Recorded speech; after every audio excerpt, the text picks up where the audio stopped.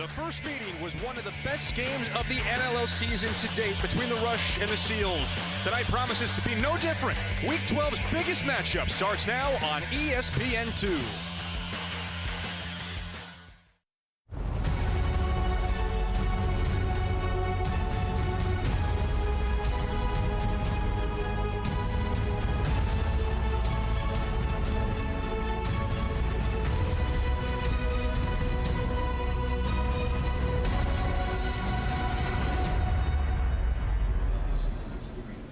Live from San Diego, California, the National Lacrosse League on ESPN2. The Saskatchewan Rush make the trip down south to take on the first-place San Diego Seals.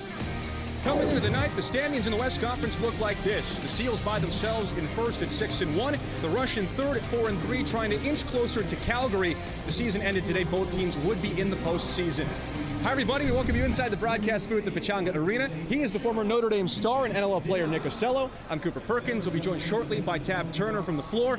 Partner, this is a huge game for both teams, but specifically for Saskatchewan, it is a measuring stick of sorts. The Saskatchewan Rush the last 10 years have been a dynasty, one of the premier franchises in the entire NLL. What makes it such an interesting matchup, we are going to find out if the Green Machine still has a little gas in the tank and could make a championship run, or is their best lacrosse in the rearview mirror and is Father Time catching up? Well, if you want to be a dynasty, you can't have another team eat your lunch every time you get together. The Seals have become that. They've won 3 out of the last 4 meetings, including their first one this season on December 9th, but it was a strange one. Saskatchewan led for 45 minutes, only to have the Seals overcome a 7-goal deficit in the fourth quarter. They won it in overtime on a Curtis Dixon goal. Partner, what stands out from this game are the lessons learned by the San Diego Seals, according to their head coach, Patrick Merrill. Particularly for the defensive unit, when their back was against the wall, this historically packed-in tight unit had to press out, and it went so well that I expect them to do that starting in the first possession of the game here tonight. And they found a defensive identity that was lacking. Curtis Dixon scored all 5 of his goals in the fourth quarter and overtime that night. He'll look to get back in the scoring column tonight.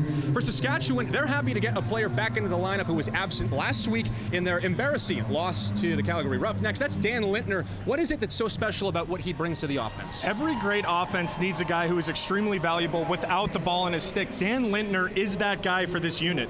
He is the beneficiary of a lot of feeds from one Mark Matthews, who, if you look at the point totals, is producing at the same level as ever, but his goals and his shots are down this season. He's such a threat to pass that sometimes defenses put a higher priority getting in those skip lanes, and he finds himself with time and room. So if they put a lot of goals in the back of the net, it's because Mark Matthews shot early and shot often. Jimmy Quinlan told us this week he's expecting them to shoot earlier, and Matthews is a big part of that. We'll have face-off coming up shortly on ESPN2. You're watching the National Lacrosse League live from San Diego.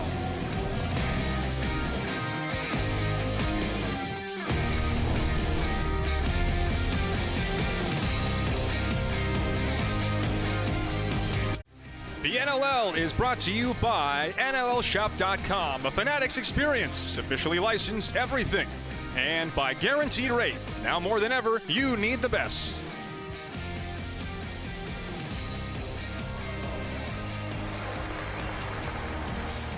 Live from San Diego, coming up with face-off in just a moment. NLL Wired tonight, we got a chance to catch up with Kevin Crowley, and we'll check in with him throughout the game. What's up, kiddo? Spicy, Macker, spicy. Next one, here we go, 3s. Yeah, I figured. Looked like it. I don't need that, bro. Appreciate it, bro, but you just do you. Crowley's one of the key additions to the Seals this year. He's playing a different role, though. I'm very excited that he's mic'd up because he is playing a different role. He's not the initiator. He's not the premier scorer. So he's taken a little bit of I'm going to create space and I'm going to draw attention away from the Stotts, the Dobies, the Dixons. So it's going to be really interesting to hear him communicate all night long. A possible milestone upcoming for him tonight. Needs 5 points to achieve 800 in his illustrious career. What a testament that to this San Diego unit that a potential 800-point scorer is playing a role of creating space for guys who might have better stick skills. So our very own Tab Turner is on the floor with San Diego Seals captain Brody Merrill. Well, Brody, playing a full 60 minutes has been a point of emphasis for you guys. How do you get it done tonight? Yeah, it's been elusive for us this year. We're still trying to chase it. It comes down to the simple details of the game, but we're ready. We're prepared for this. Thanks, Brody. Good luck tonight. Thanks. Guys. Our guaranteed rate starting goaltenders tonight. Alex Bouquet for the Saskatchewan Rush. 960 goals against, third in the league, and a 796 save percentage has him tied for fifth.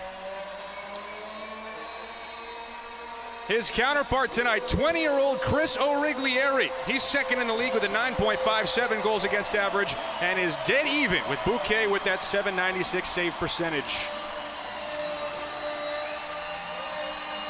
We're ready for face-off, and right off the top, partner, this is a matchup you were excited about. Danny Logan and Mike Messenger. We're going to be watching two Rams butt heads the entire night. These are two grown men, not particularly well-versed in winning the clamp and securing possession like we see Messenger do, so expect that to be one of the cleanest draws all night. Yeah, they mucked it up quite a bit in their first meeting back on December 9th, and the Seals came back from down 7 to win. Saskatchewan gets the first possession of the night, trying to start fast on the road.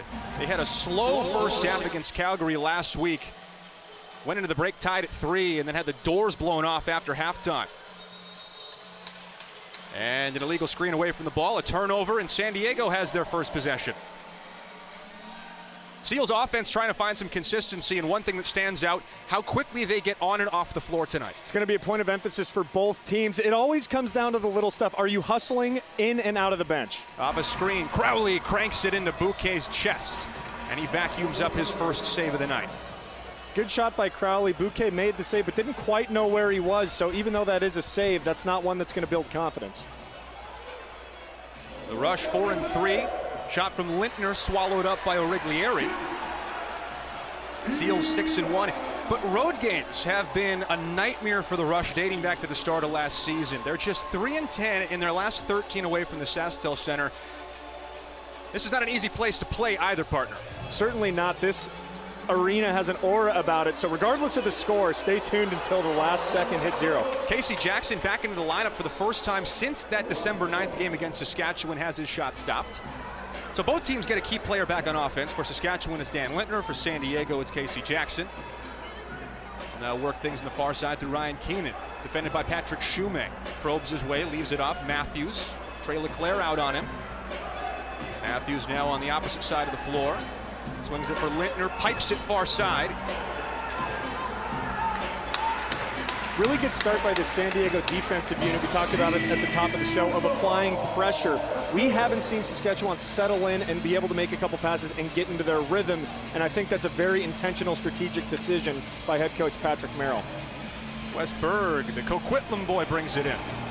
It's a screen from Dixon. Tried to flip it to Trey Leclerc, who's staying on for a shift of offense. Something Patrick Merrill told us this week he wants to see more of.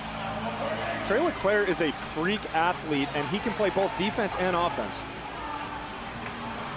And the Seals cannot get a shot away as Berg unable to muscle his way through a double team. Still empty on the scoreboard. San Diego and Saskatchewan in a battle of West Conference contenders.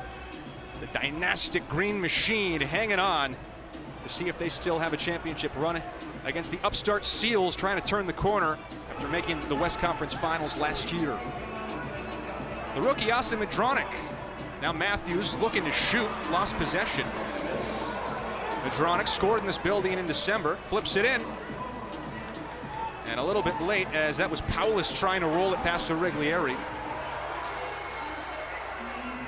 Even though that appeared to be a shot on net, good job by defenseman Eli Gobricht in covering that backside, not letting him get secure possession. Braden Bradley and Matt Sykes in that scrum. Good to see Sykes back in the lineup after he was out with a lower body injury in their last game against Panther City 2 weeks ago. Scratches tonight for Saskatchewan, Clark Walter and Jeremy Searle. For San Diego, Jacob Dunbar and Jake Gubbins. Jesse Gamble now on the IR as they make space for Casey Jackson to return. 10 seconds in the shot clock. O'Keefe cuts and a kick save for Bouquet. He looks sharp early, which is a great sign for the Rush. When Bouquet's playing well, this is a very difficult defense to score against. Messenger bodies his way towards the crease. Drops it off for BK3, as they call him, Bobby Kidd. Matthews steps, rips. Soaked up by Merrill. Another empty trip as we're still looking to crack the seal tonight. Patrick Shumay out and running. But a nice job by the Rush getting back. That's big. They got burned on 4 breakaways last weekend by Calgary. Austin Stotts on the rookie Jarrett Smith. Now Dixon bodies his way, spins a submariner into Bouquet's chest. Again, good job by this Saskatchewan defensive unit to apply pressure to San Diego. I feel like both defensive units applying pressure has been the story so far here tonight. Rush getting their offense on quite quickly as Beers goes off to get the late man on. Dinsdale on the near side. They're happy to have him back this season after spending some time with Vancouver.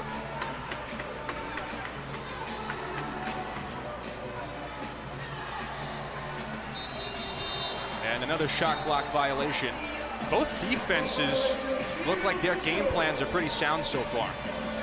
Really good job by both, and it starts with hustling on the floor and getting organized. That's something to keep an eye on all night.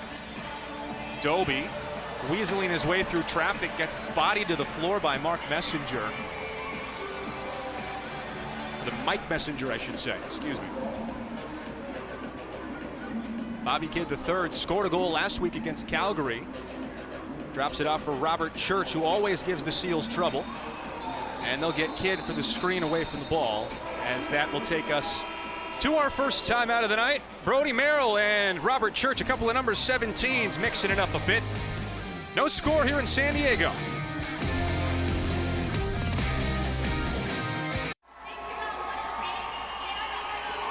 A tense first 5 minutes here at Pechanga Arena. Empty score so far. There's a look at Jimmy Quinlan, head coach in his second year for the Saskatchewan Rush. The best hair in the National Lacrosse League, at least amongst coaches. His counterpart tonight, Patrick Merrill, the only coach in San Diego Seals history. Also their general manager. So the Seals start with the possession out of the timeout. Kevin Crowley, who we have mic'd up on NLL Wired tonight. Pressure from Dilks has him way outside of the restraining line.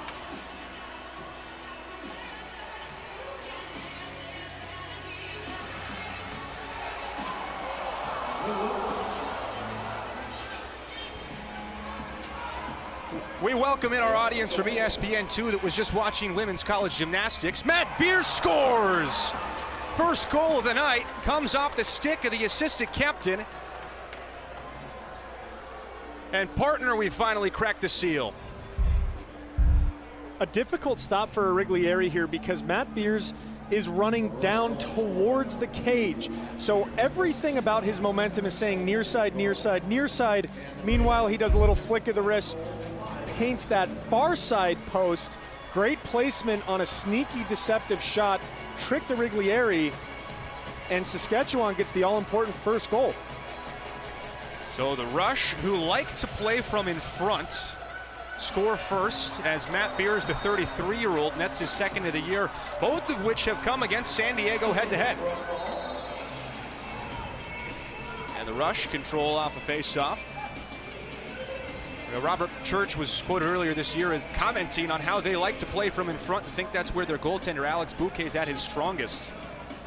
And it shows up in the standings. 4-0 this year when scoring the first goal. Dan Lintner drops it off. Shot from Church, steered aside by Origlieri.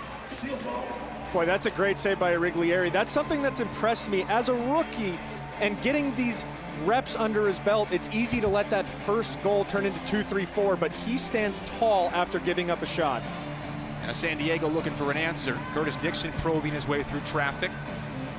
Getting battered by Ryan Dilks, flips it back for Wes Berg. One more for O'Keefe, who cranks it low to low. But Bouquet, a nice read on it, another save. Good offensive movement by the San Diego Seals right there. You want Mac O'Keefe with a time and room shot. Good stop by Bouquet. Messenger pinballing his way through traffic. Gets swallowed up, but hangs on in possession only to throw it away. Braden Bradley takes it away and now will motor into the offensive zone for San Diego. And they'll let their offense pour onto the floor. Halfway through the first, San Diego yet to crack the Bouquet code. Dixon on the far side. Scored 5 against Saskatchewan back in December. Now Dane Doby muscles his way through some contact. Pirouetting with 5 to shoot, gets underneath. And a nice job by Ryan Keenan, caught back on defense. Very impressive. That's against Dane Doby, one of the best to ever do it. So again, the point of emphasis of pressure is not allowing San Diego to even set up for their dodges. Matthews scores. Just his 11th of the season, and we highlighted it at the top of the broadcast, partner. We expected to see him shoot more and earlier in the shot clock. This is not the goal you want to give up if you're San Diego, because this isn't the best angle. Mark Matthews shooting from top center is much more lethal than this angle right here, so now you have to respect that shot. If you're Saskatchewan, that is exactly the type of goal that you wanted to score, because it's going to open up more opportunities later on, because you have to go out and press up against Mark Matthews. Great start for Saskatchewan here tonight. Yeah, Matthews did not score a goal against San Diego in the Rush's overtime loss here in December. Did put up 5 assists, but couldn't find the back of the net. So Beers and Matthews have the Rush out front. Just under 7 to go in the first quarter, as Casey Jackson back into the lineup moves the ball for Mac O'Keefe. O'Keefe trots it in with a lane down the alley, flips out front. Jackson, another big stop for Bouquet, who sits on top of it, and it plops out like an egg from under a chicken. But Jackson does a nice job making Bouquet move. Good two-man game with O'Keefe and Jackson right there. That's exactly what you want to see. No shot clock reset.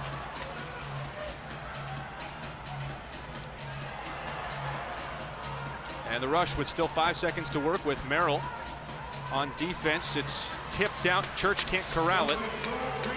And a shot clock violation at the 6:10 mark.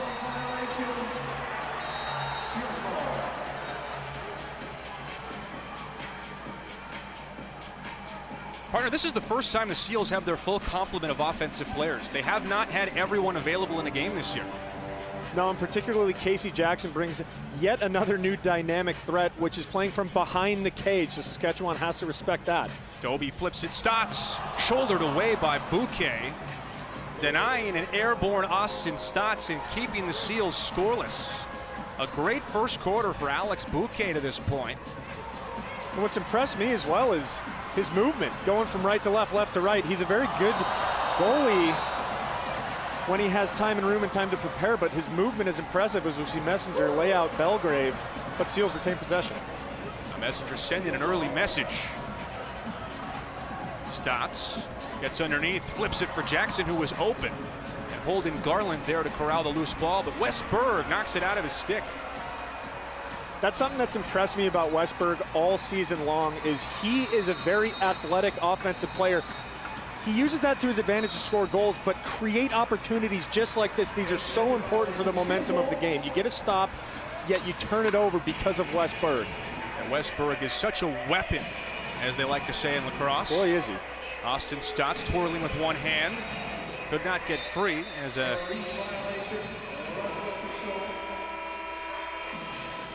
So far, it's been the Alex Bouquet show here in San Diego.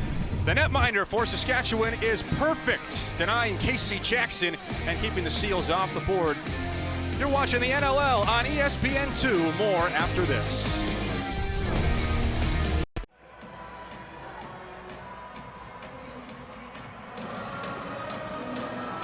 Welcome back to Pechanga Ringo, where the Rush have a 2-0 lead. And Coach, the Rush really packing it in defensively. How can you create some more space for your guys?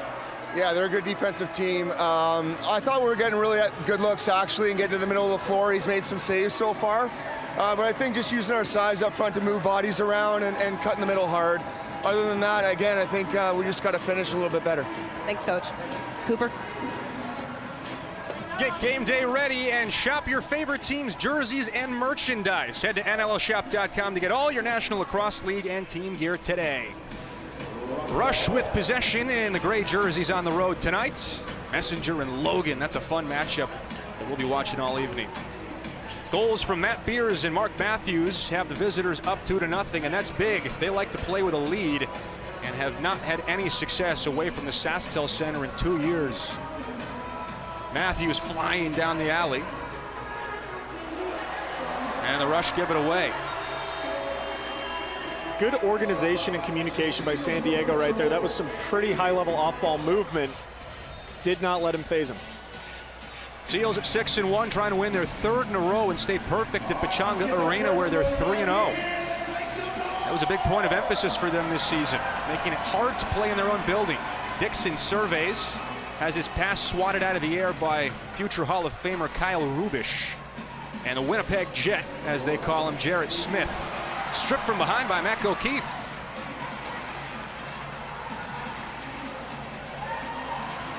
Really good job by San Diego to apply pressure to get second chance opportunities. That's either the second or third, and those are going to build up. If you're Saskatchewan, you have to value your possessions and put a bigger emphasis on clearing the ball. Wes Bird for Stotts.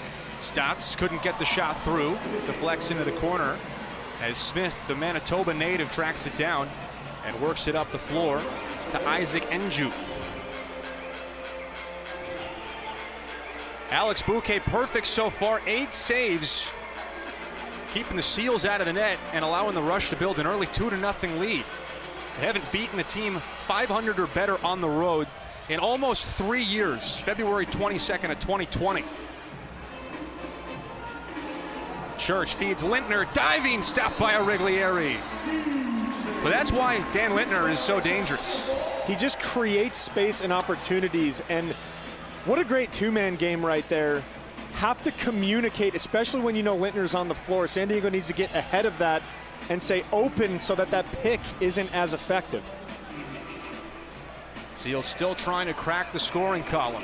Stotts swings it over to Dixon, bluffs, shoots low to low and spins it wide, gets his own miss. Shot clock does not reset. Behind the back feed for Doby. Bouquet spins it out on the outlet.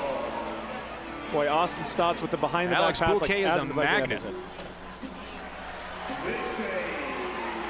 And Mike McCannell will move it ahead for San Diego.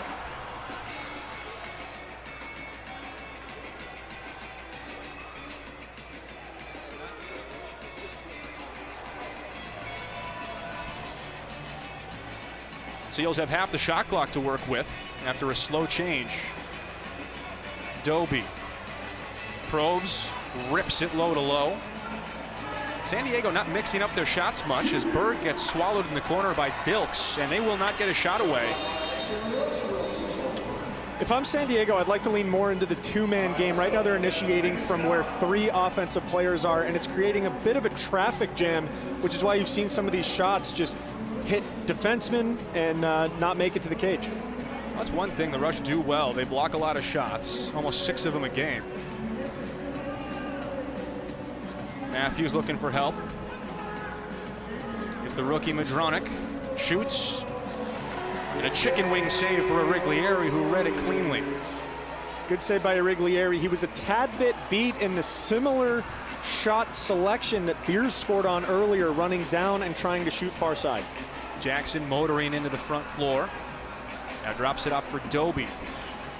Cracked 1,000 points earlier this season. Stotts forcing the middle for Crowley, who we have mic'd up tonight and we'll hear from throughout the broadcast. Dixon spins it just a bit high, and Stotts off a hesitation. No reset on the shot clock, and it's a violation against the Seals with 52 seconds remaining in the first quarter.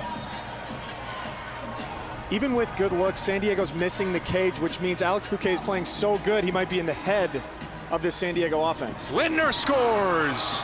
A hesitation gets the rookie Mike McCannell out of position, and welcome back to the lineup, Dan Lintner, his 11th of the season. This goal is representative of just how hard he works in general. He is sprinting down, sprints underneath, and what makes this so difficult is you have to respect him trying to go underneath, and now McCannell is in the shooting lane, which makes it very difficult for Origlieri to get a read. So credit to Lintner for creating space, shooting over the defenseman, and while he's known for what he does off ball, don't forget, he's a pretty good player with the ball in his stick as well. Yeah, he hadn't scored since January 13th when he put up 4 against Colorado at the Loud House. 3 different goal scorers for the Rush as they now can effectively hold for the last possession of the first, but Ryan Dilks has a clear lane, only to watch the pass bounce past him and into the corner for the loose ball king Brody Merrill. Good job by Dilks. That's a 4-on-1, and he made that a much tougher loose ball than it might have should have been. 10 seconds to work with. The Seals have been shut out. They go with a 6-on-5. Origlieri to the bench. Dixon, can he get his hands free? Stotts at the buzzer, and it's kicked aside by Bouquet, who finishes off a perfect first quarter with an exclamation point. So Alex Bouquet, the Whitby boy, with a big first 15. More to come after this.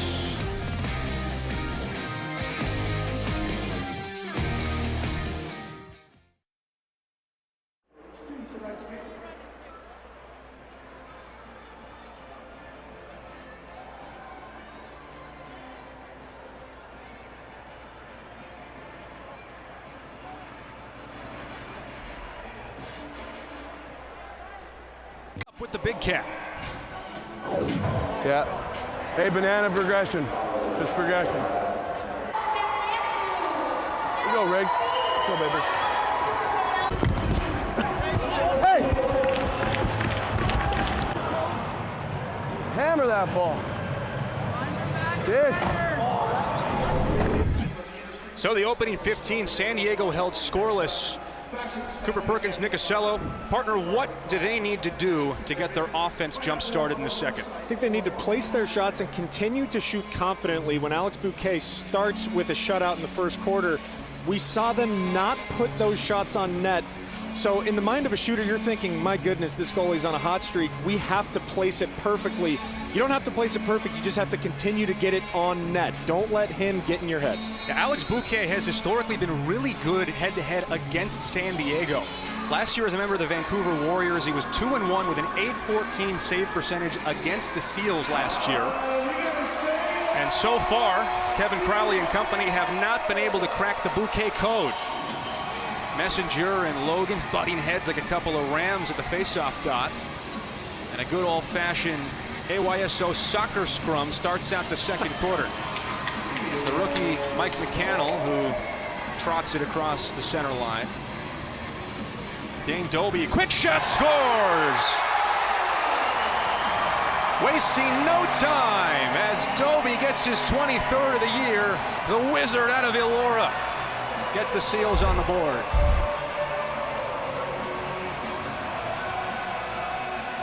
Exactly what San Diego needed. A Dane Doby classic, shooting over his defenseman, just like we saw Beers do earlier. Look at the placement. Again, it doesn't have to be perfect. Catches Bouquet maybe a little bit off guard. San Diego's been trying to use the entire shot clock, so maybe Bouquet was expecting them to get into a set position. Dane Doby takes advantage of that with a well-placed shot, and the Seals finally crack the seal. Doby, 8 goals shy of 500 in his career now, trying to become the 8th member of the 500 club.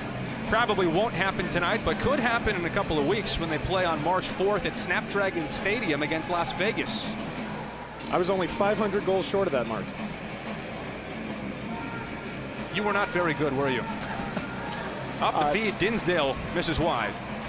I didn't even make it to the league, so who's really talking here? Better career than you. Led the league in healthy scratches, though, did you, right? Yeah, absolutely.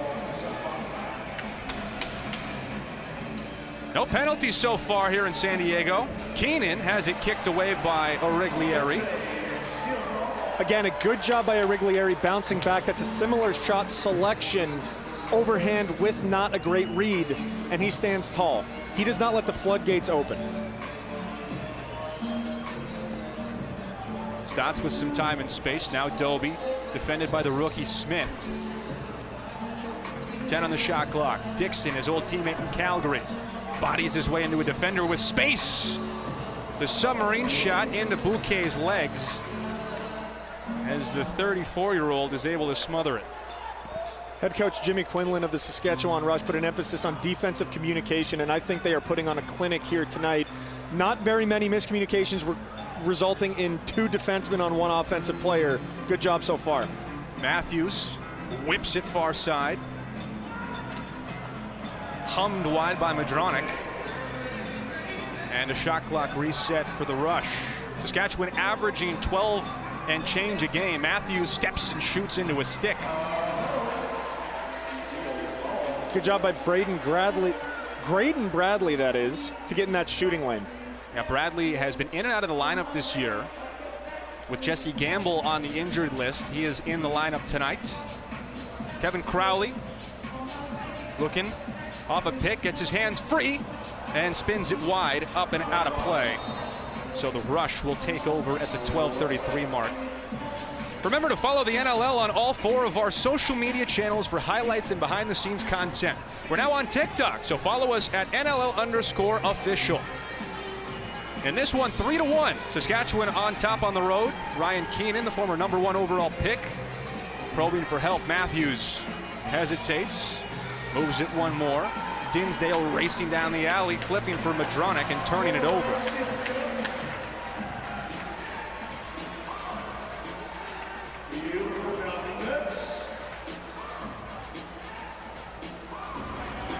Dobie with the 1 Seals goal after Saskatchewan pitched a 3-0 shutout in the opening 15. Berg spins it back around for Dixon. Cross floor, and you just can't get that past Kyle Rubish. He leads the league in all-time caused turnovers for a reason. And it's a risk reward. That was a very risky pass, and the reward would have been a not very good angle on the backside. Not a huge fan of that forced pass. Dinsdale trying to force one on the other end to Robert Church. Despite leading 3-0 after the first quarter, Saskatchewan doubled up San Diego with 13 turnovers. It's an area they can clean up here in the second.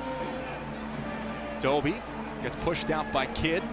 Now Dilks on defense. Crowley 10 on the shot clock, spins underneath, hands free, and whistles it high and wide. No reset, so Jackson has to hurry. He dives and gets tackled as the ball skips into the corner harmlessly for the Rush. Gosh, I can't emphasize it enough. The pressure that Saskatchewan is exerting on the San Diego offense has been very impressive so far. Church tries to get underneath on Belgrave, and Brody Merrill evading Father Time year after year. Is he the oldest player in the league? I think he is, 41 years young. Gobrecht streaking on the floor, gets the pass back from O'Keefe, but couldn't handle it. That's one that O'Keefe might just want to put on Cage next time. And that was something I was going to get ready to say. San Diego should probably give the green light more so on transition to guys like O'Keefe coming out of the bench. LeClaire, maybe Cam Holding. They need a bit more of a spark here. Dixon getting pressured, a penalty away from the ball as Westberg draws it and Riglieri goes to the bench. They won't have much time on a 6-on-5. Dixon just has to wing it wide and send San Diego to their first power play of the night. So Westberg drew the penalty. See Curtis Dixon there in his first season with the Seals. Saskatchewan penalty number 43, 2 minutes holding. The rookie Jake Boudreau will sit down for 2 or less. That's one thing both of these teams do well, draw penalties. Saskatchewan second in the league, San Diego tied for 3rd in that department. But the San Diego power play has not been good this year, 9th in the league. Crowley on the near side, now Berg at the point. Stotts back for Berg, Dixon, they switch places. Skip past Crowley, backside feed, Dobie gets topside, scores! Second of the night, and give him a fist pump, Mr. Dobie.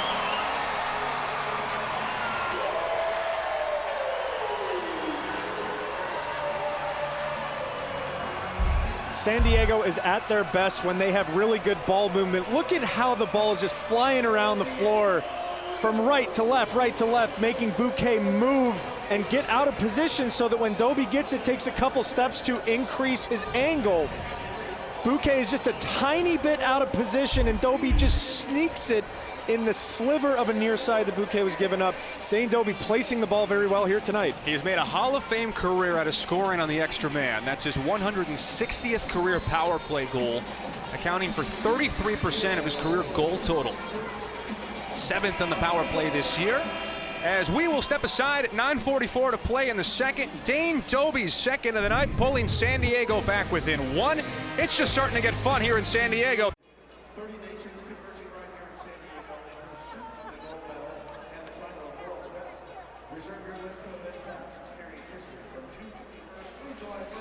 We have another full afternoon of college basketball tomorrow on ESPN and the app that starts at noon Eastern. But we're highlighting these two games. Number 5 Kansas hosts number 9 Baylor in a sonic blockbuster at 4 Eastern, 1 Pacific. College Game Day crew will be at Allen Fieldhouse to start the morning at 11 a.m. Eastern. Then Syracuse hosts Duke. Should be another great day of college hoops. And college lacrosse partner, Duke was in action tonight. Earlier today, I should say.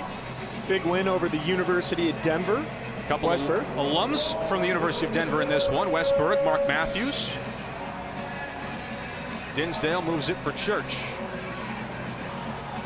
Near side, Ryan Keenan, the fellow former number 1 overall pick, Matthews. Matthews with time and room, rings the post. And it wicks up out of sight and out of play. I like seeing Mark Matthews get those shot reps that we talked about at the top of the show.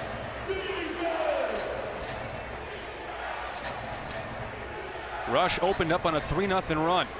Madronik was free. Church this time clanks it off iron. Chris Origlieri is going to have to buy dinner for those red pipes after the game's over, saving him with a couple here in the second. And boy, did San Diego get lucky right there. Not just the ball going off the pipe, but not giving up a goal off of 2 big miscommunications. Curtis Dixon called for the illegal screen away from the ball. Enju drops it off. Boudreau, the rookie, and they'll get the offense on the floor nearing the halfway point in the second. Church, now Paulus in his second season, taking a step forward. Works it back to Church. Paulus zips it outside. And an empty trip for the Rush as San Diego's defense is tightened up. Now Trey LeClaire, who has the green light every time down the floor, moves it for Berg. He shoots and Bouquet slaps it away. Long Lucy and Kyle Rubish picks it up and runs it behind the goal for Saskatchewan. Not much of a goal scorer is Rubish, but did put one in last time around. Bouquet, not quite perfect anymore, but still 13 out of 15 after that last stop on Westberg. Church pumps. And now Danny Logan has a chance to get out and run. If I'm San Diego, I want to value this possession. There's been a lot. Stotts too high. A lot of pressure put on the San Diego defense with short offensive possessions. Reverse tranny, Boudreau scores! Off the feed from Church. Saskatchewan burns San Diego in reverse tranny. Tough goal to give up if you're San Diego. I was making the point earlier that you needed to value your offensive possessions because there was a little bit of unorganization, guys running out of the box, into the box, out of the box, which allows this 2-on-1. And credit to Boudreau. The 1-on-none, you got to bury that. He does. But it's the disorganization from the Seals in that transition that allows them to take a 2-goal lead. Number 2 in the rookie season of Jake Boudreau, the 7th overall pick out of Brampton, Ontario last year. The Rush, another chance. This time it's high and wide off the stick of Lintner. And they'll have a chance to get their offense going with half the shot clock still available. Keenan trots it in. Matthews, the late man on. Keenan goes at Shumay.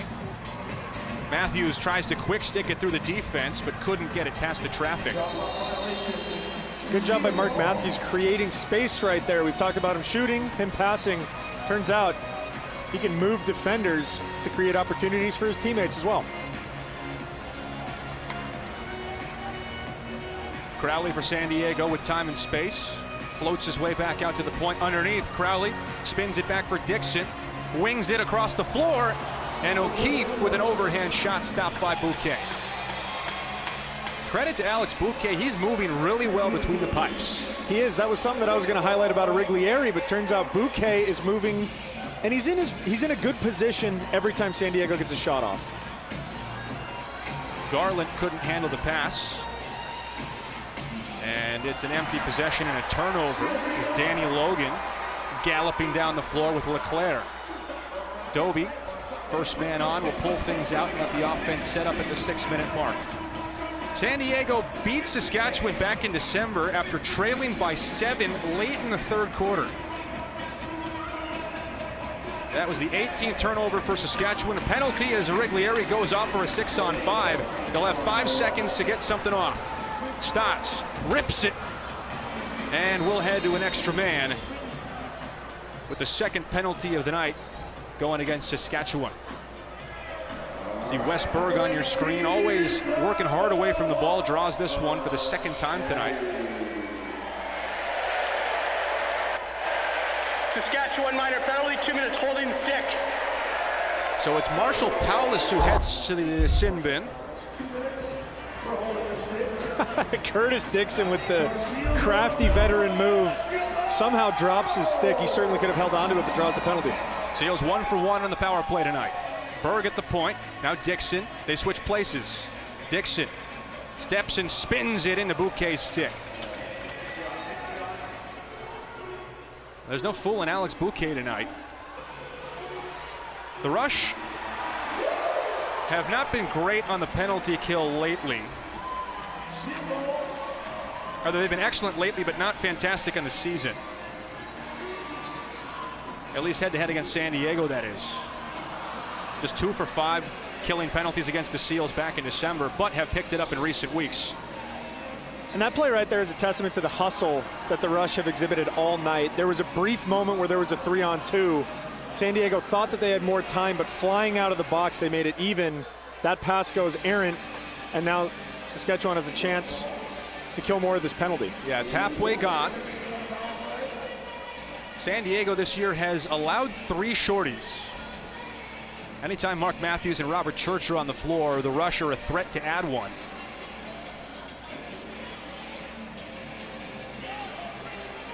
Keenan surveys, moves it for Church, and Riglieri drops down to make the save.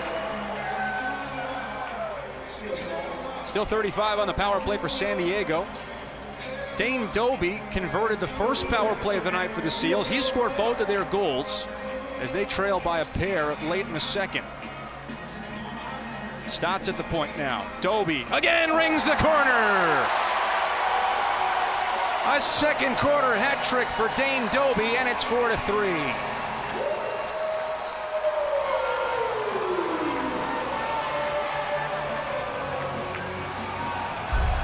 The versatility and his bag of tricks with his shot is unbelievable. We saw him earlier go near side. Earlier before that he goes far side. Now he goes over the right shoulder of Alex Bouquet. When he places that shot, it is just a thing of beauty. He gets his stick head up, so the angle of the ball is very, very high, going over the goaltender's right shoulder. He couldn't do that with that low angle shot he took earlier. It might look the same as other goals, but my goodness, that is a nightmare for any goaltender. Credit to Dane Doby. Hat tricks in 6 straight games now for Doby in his second year in San Diego after a long run in Calgary. Crowley looking for help. Gets a pick from Dixon. Flips it back to Dixon. Whistles it into Bouquet's chest, and Kidd there to push it up to Messenger. Block under 3.5. The trailer, it's Smith. Jarrett Smith scores! The rookie Jarrett Smith has his 3rd of the season. Second against San Diego head-to-head, and the Rush have an answer. It's 5-3. Right now, Saskatchewan is just out hustling San Diego. Look at all the space that he has to operate. It's a 3-on-2. Leclerc and Goldbricht have to pick their poison. He has a hands-free shot in prime real estate of the floor.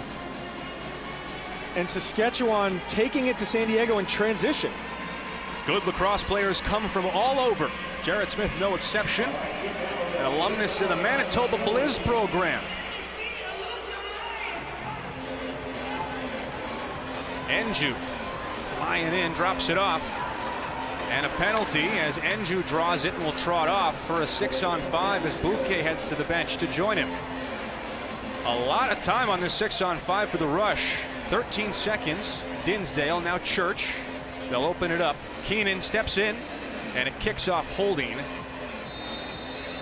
And we will head to a Saskatchewan power play.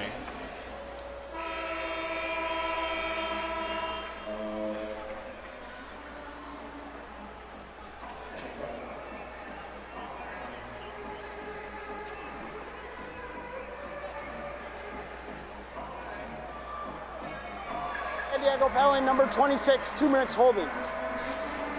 Rush head to the extra man when we come back. You're watching the NLL on ESPN2.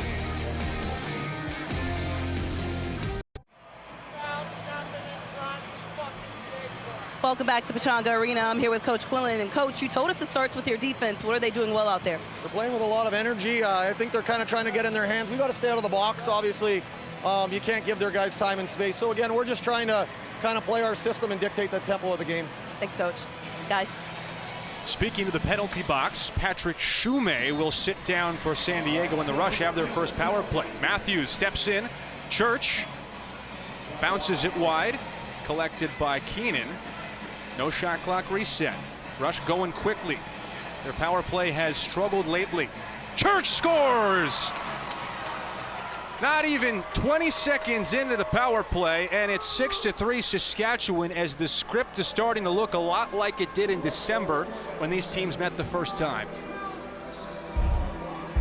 What the Saskatchewan offense is doing such a good job of is shooting around the defenseman. You see that sidearm release. Origlieri does not know where that ball is going. He can't get a read on the shooter. He's trying to look at the body language and predict where that ball is going, but when the defenseman is in the way, it's anybody's guess, and Saskatchewan has capitalized on that frequently in this first half. Church put up 4 against San Diego on December 9th. That's his 21st of the season and 7th power play goal. He, like Doby, has made a career out of scoring in extra man situations. So now San Diego doubled up by Saskatchewan as the Rush try and beat a 500 or better opponent on the road for the first time since February of 2020. Just 3-10 their last 13 away from the SaskTel Center. And Dixon is going to be called for a penalty on the illegal screen up too high on Mike Messenger. Might be a little frustration when the offense isn't producing what they're used to. A lot of times they go to set those hard screens. He might have just gotten it a little bit up in the head region of Messenger. So go to the call. So slashing is the call on Curtis Dixon. And that's a big one because Saskatchewan goes to a power play that will essentially take us to halftime. That's tough too because Messenger's a big guy. You got to throw your body weight. Keenan steps in and zips it near side. Church gets it back. No reset. Church, Matthews with time and room.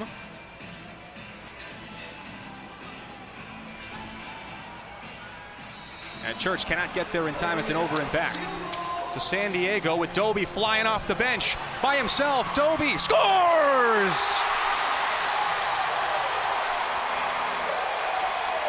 4 for Doby.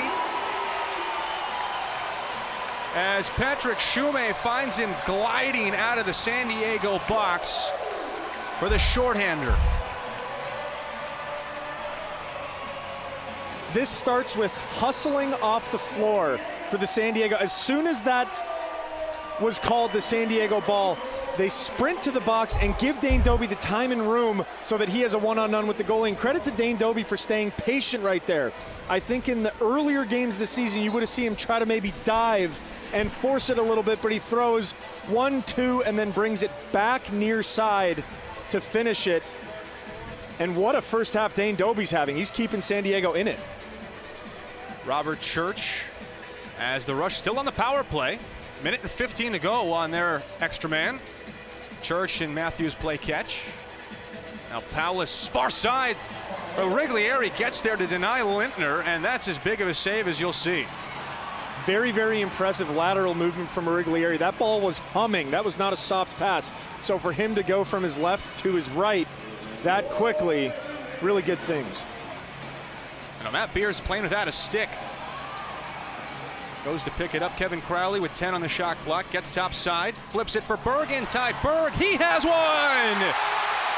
Two shorties for San Diego, and it's a one-goal game.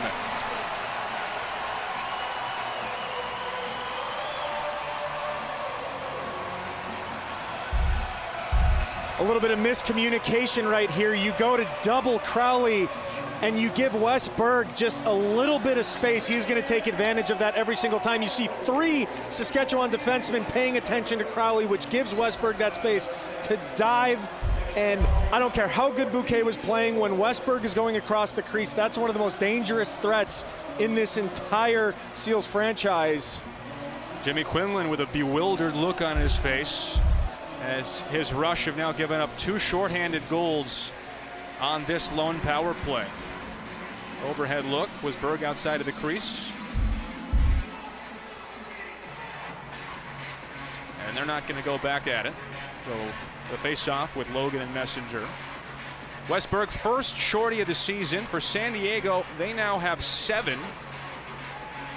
One of the top 3 teams in the league at producing shorthanded goals.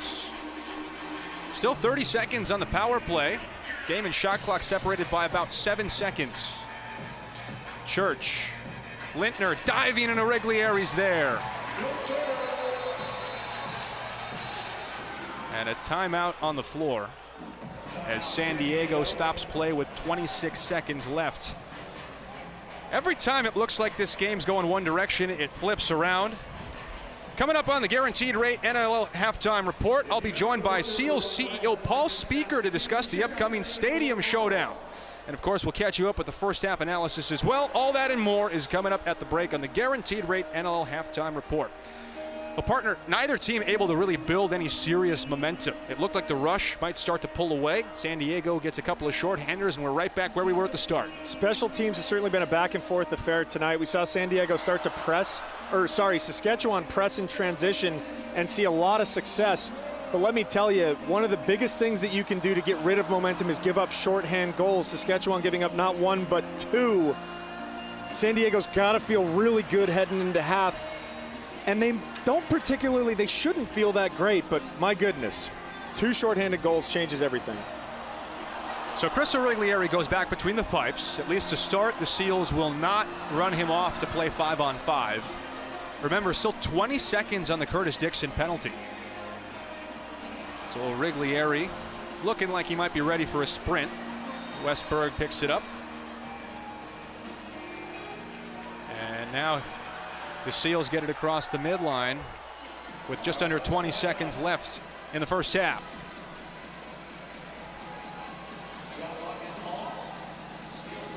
Kevin Crowley, Austin Stotts, 5 seconds. Berg swims, Dixon out of the box. Berg, Bouquet is there, and that will take us to the end of the first half. So the Rush build a 6-3 lead, but the Seals score a pair of shorthanded goals in the closing minutes of the second. We head to the break with a 1-goal game. And partner, did we expect anything else between these two teams? Their last 3 have all been decided by 1 goal.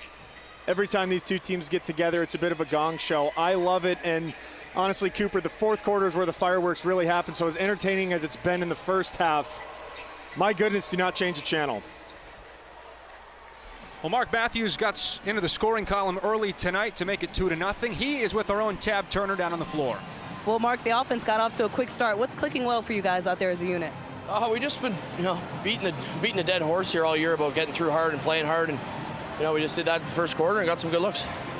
No momentum for either team in either way. It's hard to get a feel for this game. How can you guys create some separation in the second half? I feel like we've had some momentum with the transition game. I mean, our defense is playing very well, and we just got to cut a couple more looks on offense. Thanks, Mark. Guys.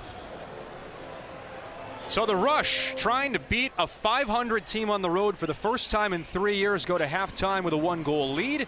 Mark Matthews and company trying to pick things up. We'll have Paul Speaker, the CEO of the San Diego Seals, on after a short break. You're watching the NLL on ESPN2.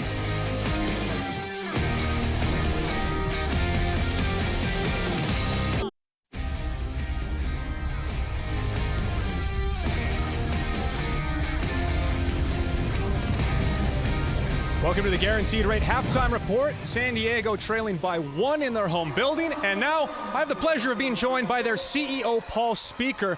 Paul, thanks for taking the time. You got a big one coming up in a couple of weeks. It's the Stadium Showdown. Get to showcase beautiful San Diego. Hoping that a lot of people make it out for this one. Absolutely. We're really looking forward, working hard to take this wonderful sport outside. It'll be the first time the National Lacrosse League's been outside. We're at Snapdragon Stadium on March 4th. It's a big undertaking, but well worth it. We're really looking forward to a number of people coming out and celebrating this beautiful weather in San Diego. Yeah, it's always beautiful in San Diego. It's also a beautiful venue. Snapdragon Stadium's excellent. Tell me a little bit more about what fans can expect to see there. Well, it's like you said, the stadium is brand new. It's about a little over a year old. It is an absolutely spectacular place. And I think, just watching box lacrosse, which some people call indoor lacrosse outside, is a wonderful thing, especially on a sunny, beautiful day at 1:30 in the afternoon. So it's going to be a wonderful time on March 4th. We're expecting a big turnout from San Diego. And we've heard busloads of people coming in from Vegas as well. Yeah, it'll be the Desert Dogs in town to play the Seals. Hoping to see a lot of Vegas folks out here. First-year franchise getting their first look. Those two franchises have a lot in common, being a little bit related, which makes it extra fun. And it's the first time they'll get to play each other as well. Yeah, so it's an interesting thing, right? There's some owners there, Dustin Johnson and Wayne Gretzky and Steve Nash in Las Vegas, and there's one similarity with us that Joe Tsai owns both of those teams, so it's going to be a wonderful time. I'm not sure what Joe does, how he decides which son to root for, but I think it's going to be a great time. He might have to wear one of those half shirts on either side, so it'll be a great time outside in San Diego, I'm sure. Kind of a celebration of lacrosse in general as well. There are a couple of women's college games going on that weekend as well, right? Yes, we've got 4 teams coming in the night before, which is going to be wonderful for the fans. Makes it a little bit hard on logistics for us. So we'll be moving quickly to 11 o'clock at night, I think until 5 in the morning, setting up the box and getting all ready. Well, it's going to be a unique afternoon. We hope you'll join us here in San Diego for the Stadium Showdown. Paul, thank you so much. Appreciate your time. So much, we'll be back with more of the Guaranteed Rate Halftime Report live at Pechanga Arena. You're watching the National Lacrosse League on ESPN2.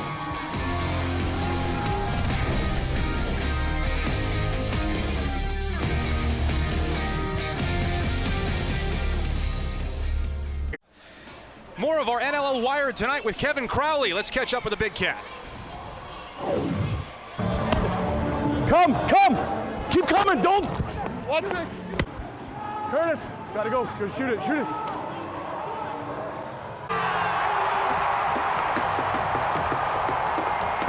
casual, 4.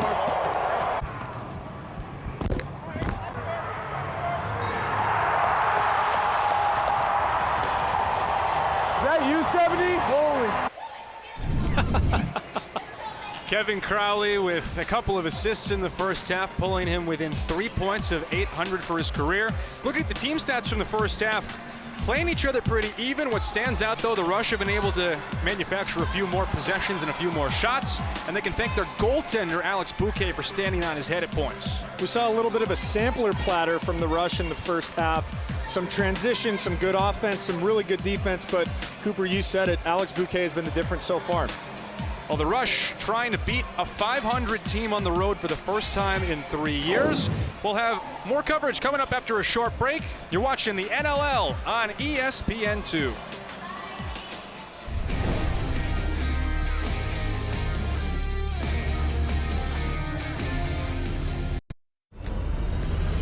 The National Lacrosse League heads outdoors for the first time ever when the Las Vegas Desert Dogs travel to San Diego to take on the Seals at Snapdragon Stadium. Join us on March 4th at 1:30 Pacific Time on ESPN Plus and TSN Plus for the NLL Stadium Showdown. Tickets are available now on NLL.com/Stadium Showdown or scan the QR code on your screen.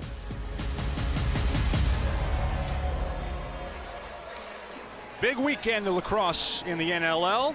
Started the third quarter in San Diego, 6-5 Saskatchewan. Coming up, a lot of games to be played. Vancouver has theirs going on right now. Georgia, Toronto, Las Vegas, Albany. What stands out in that matchup for you guys?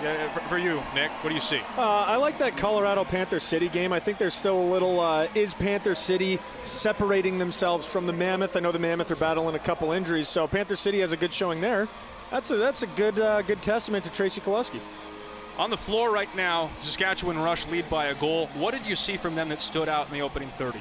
Honestly, it all came down to one thing in particular, and that was the pressure that the Saskatchewan defense was applying to the San Diego offense. They did not let San Diego get comfortable. They were on their hands, not giving them space, and I think that's why San Diego, all things considered, struggled offensively. What adjustments do the Seals need to make? I think they just need to hustle onto the floor and off of the floor. It's a very simple adjustment.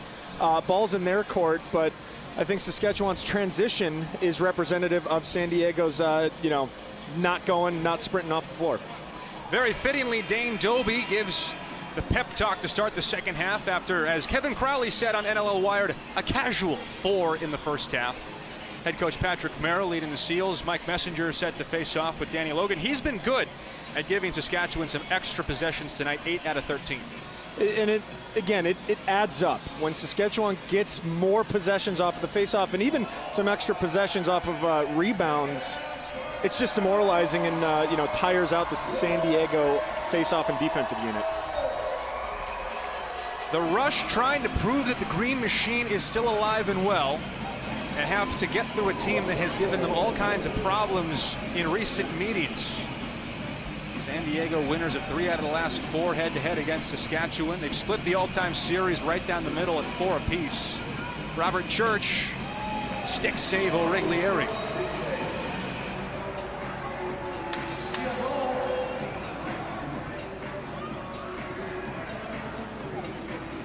Westberg had the final goal of the first half to pull San Diego back within 1. The Rush led by as many as 3. Stotts scoreless in the first half. Now Berg gets underneath, one-hands it, and gets thrown to the ground by Jarrett Smith. One thing that's been interesting to note is San Diego's had some opportunities, and the ball carrier, whoever it may be, has missed the open player on the crease. Smith, the trailer, this time O'Reglieri's there. Denies Smith a second goal. The Rush control the rebound and start with a fresh shot clock. Keenan goes right at Eli Gobrecht, muscling into him. Lintner. Crafty shot around Belgrave, but a save from O'Reglieri. Describe what Lintner just did. It was a very sneaky shot. He did not have much separation, so he used a sidearm angle to shoot it around the defenseman. Jackson off the trail. Bouquet makes the stop. Flying in, Dovey flips it for Dixon. Good closeout by Holden Garland, and San Diego has to pull the ball out. And good job not taking the shot by Dane Doby right there. He very well could have, but his angle wasn't very good as a left-handed player. He saves the possession and lives to fight another day. 4 goals to lead everyone tonight as Doby gets handled by Kyle Rubish.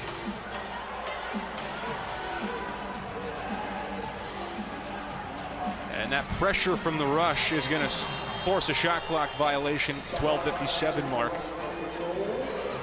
It's one thing that Patrick Merrill told us this week. They know is coming, the pressure from Saskatchewan. And again, it just comes down to working hard off ball. When the ball carrier has pressure, the defense is generally susceptible to an effective pick. You just have to go and execute. Now the Rush trying to build on their lead. Dinsdale working to the middle. Dinsdale stings it near side.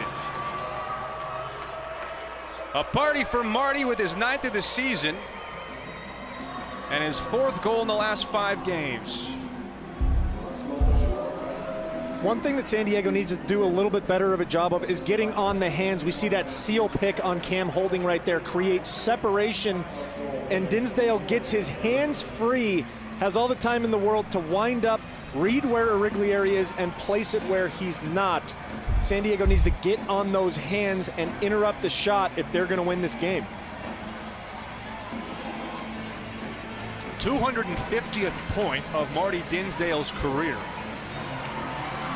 Now San Diego back into a 2-goal hole, playing from behind all night as they did on December 9th when they shocked the Rush with a 9-goal run between the 3rd and 4th quarters to beat them in overtime. Crowley backs in on the rookie Boudreau, has a huge size advantage.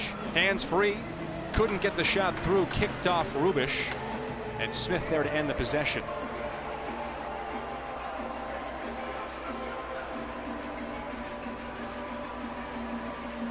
Matthews right into things for Saskatchewan.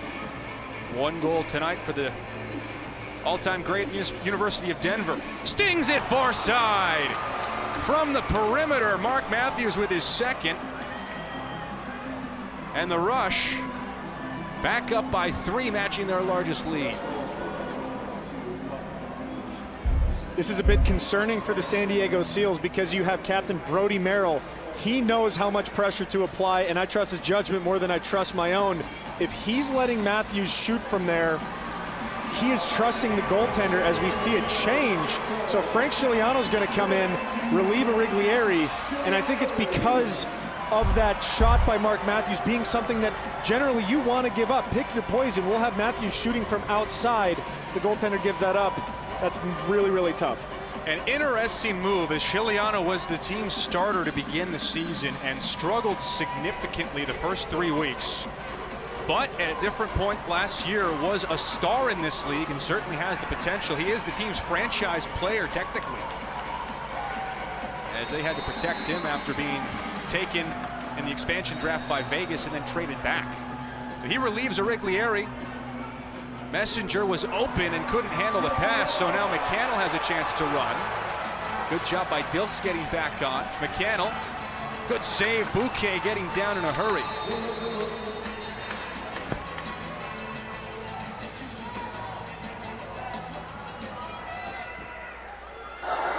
Saskatchewan bench minor, 2 minutes illegal substitution. So they get Saskatchewan for leaving early. I was just going to talk about how I like that McCannell took that shot. There was Dane Doby cutting, and he might have been open, but at some point you just have to push transition because good things happen. It didn't result in a goal, but the urgency that San Diego showed coming off the bench caused Saskatchewan to go, oh, we got to stop this a step too early, and San Diego gets another chance at the power play. Isaac Enju will serve it. Seals 2 for 2 on the extra man tonight. Berg and Dixon play up top. Doby has scored 2 power play goals. Stotts whips it for Dixon. Zips it wide. Rubish there to collect it and stay out of the crease before throwing it away to Wes Berg. Well, San Diego an unsettled spot. Berg, big kick save, Bouquet. Looked like a pick 6 in football almost. Really good stuff by Wes Berg. I can talk about his athleticism all day. He not only prevented Saskatchewan from getting a potential breakaway goal, but got a good opportunity himself. Church with a shorty. First shot Scigliano sees goes right between the wickets, and the Rush taking control in the third. It's a 3-0 run, and they lead by 4. When you're on the power play, you always want to double the ball and not let the ball carrier get a shot off without it being majorly contested. I don't like, you see a San Diego player trailing. When you're on the power play, it should never be a 2-on-2. It should be a 2-on-2 with support so that if there's any separation, you have an immediate slide. San Diego with some more problems in organization and hustling off the bench. Just the 4th shorthanded goal of the season for the Rush. 3rd combined shorty between the two teams tonight. San Diego had a pair in the final 2 minutes of the first half. And now the Rush pay them back and make it a game-high 4-goal margin. 3 goals in the last 2 minutes and 4 seconds for the Rush. Stotts answers! Skips it from the point, and San Diego gets a much-needed goal.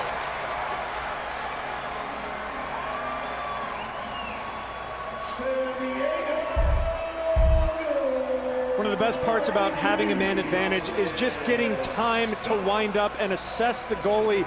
The pressure that Saskatchewan has applied all night, you cannot do that when you're man down. So credit to Austin Stotts for the first time all night, having his hands, having a little bit of separation, great placement on the shot, and exactly what San Diego needed. 11th of the season for Stotts, the 4th-year pro. Playing his 40th career game. All of them in purple for the Seals, and has his first of the night. 3rd power play goal for San Diego, and they're a perfect 3 for 3. But playing from behind, Crowley, a couple of assists in the first half. O'Keefe taking a nice step forward in his 2nd year. Time and room for O'Keefe, who scores! Bouquet got a piece, but the Mac O'Keefe special. Back-to-back for San Diego, it's 9-7. Mac O'Keefe has one of the best releases in all of lacrosse. His low to high is lethal. And even though Alex Bouquet gets a piece of it, you see him leaning down. This should be a great angle if we can see it right there. Unfortunately, the referee in the way. But Bouquet is saying this shot is going to be low. He extends his hand down to the ground, which creates some holes that Mac O'Keefe, elevator coming up, and sneaks it right past. Leclerc pulls it out off the faceoff. Well, O'Keefe was the spark plug that ignited their 9-0 run against the Rush back in December. He scored at the end of the third quarter. Now Dixon takes his turn. But Bouquet there to make the stop and send us to a break. Mac O'Keefe getting San Diego back within a pair with a low-to-high missile all the way from the beach. You're watching the NLL on ESPN.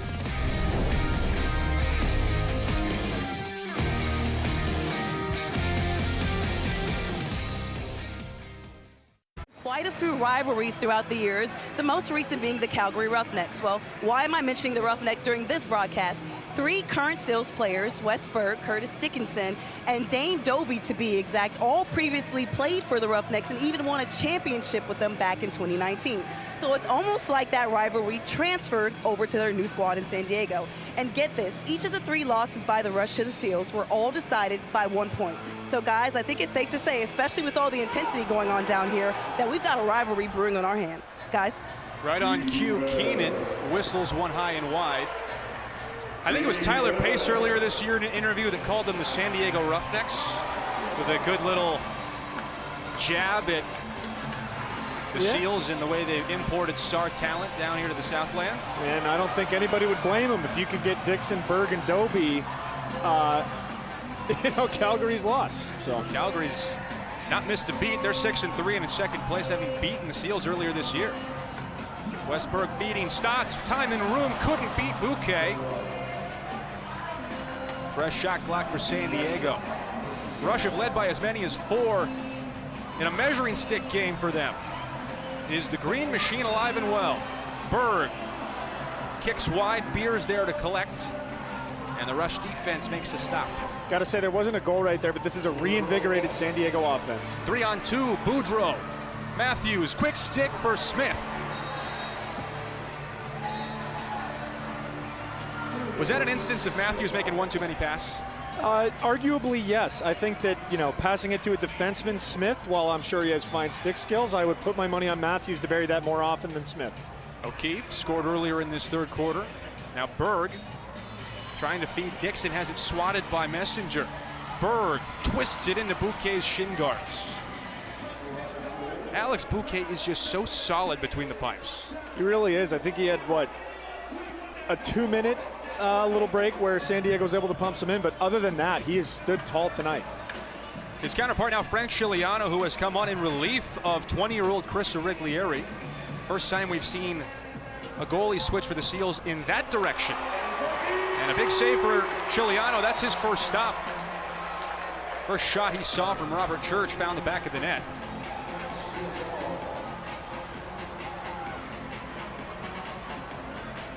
The Rush trying to exercise their road demons against a team that has given them trouble. Seals 3 wins in their last 4 meetings head-to-head. Saskatchewan just 3 wins their last 13 road games. Dixon trying to catch the feed from Doby, and Smith motoring down the floor with a 3-on-2. Boudreau scores! Off the fake, Boudreau beats Chiliano, and the Seals have been burned in transition 4 times tonight by this Saskatchewan team. A difference maker in this game. You just see Saskatchewan shot out of a cannon as soon as the ball's in his stick, and really, really good patience. He fakes out Mac O'Keefe, throws 1, 2, 3 fakes, gets Chiliano biting, and then buries it near side. Really good stuff. We talked to Jimmy Quinlan this week, and he highlighted Jake Boudreau as one of 2 players who are really starting to break out in the transition game because they've gotten more comfortable playing the Rush defense. They're thinking less, and it's opening up their natural abilities in transition. Himself and Bobby Kidd III, who flings a pass into Mark Matthews. And thanks to Boudreau's second goal, it is 10-7. Mark Matthews just has a third arm when he has that stick in his hand. No, he was just pinned up against the wall, and it didn't even matter to him. He was just cradling with one hand on his stick. Lintner surveys. Matthews whips it. Madronic. Near side. Missed it. And a long loosey for Danny Logan. Getting some love in the media this week from Teddy Jenner, our good friend. His burning take was that Logan perhaps should be third in the Rookie of the Year running. The Rush playing with the lead as they like to do. Seals offense struggling outside of the power play tonight. 3 power play goals. Dixon diving like the Superman nickname he's owned his whole career. And the Rush have a chance to run again. It's Ryan Bilks. I like what I've seen from Dixon the last 2 possessions. He's playing with a bit more of a fire than he did in the first half, and it will pay off if he keeps attacking the net like he has been. Dinsdale has one tonight as his hands checked and his shot sails up into the netting. Good job by Trey LeClaire closing the gap and affecting that shot. Shot sailed wide because of his athleticism and because he got on the hands there. Almost 10 minutes into the third. Curtis Dixon, yet to score tonight, was held scoreless for 3 quarters against the Rush earlier this season. Backhands it. And they'll say it was untouched by the Rush. So Saskatchewan takes over possession. On the night, though, Dixon did erupt for 5 goals between the 4th quarter and overtime, including the OT winner. Well, a quiet night for Dixon. It's a little different from everyone else. Feed in tight, save, Chiliano. Getting down to deny Keenan. McCannell with Berg flying in. A good idea from McCannell right there, but the pass sailed just a little bit high. Westberg sprinting out of the box with the trailer. That needs to be an incredibly accurate pass. So normally while Westberg can corral those high passes, that situation is too big of an ask. Church defended by Brody Merrill. Keenan, kick save Chiliano up into the netting. And that will take us to a break. You're watching the NLL on ESPN2. It's just getting fun here in San Diego. Stick with us.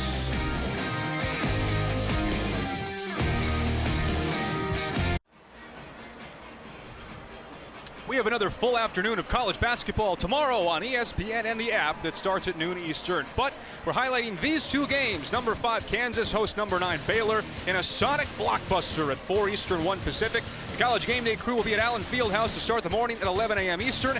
Then Syracuse hosts Duke. Should be another great day of hoops.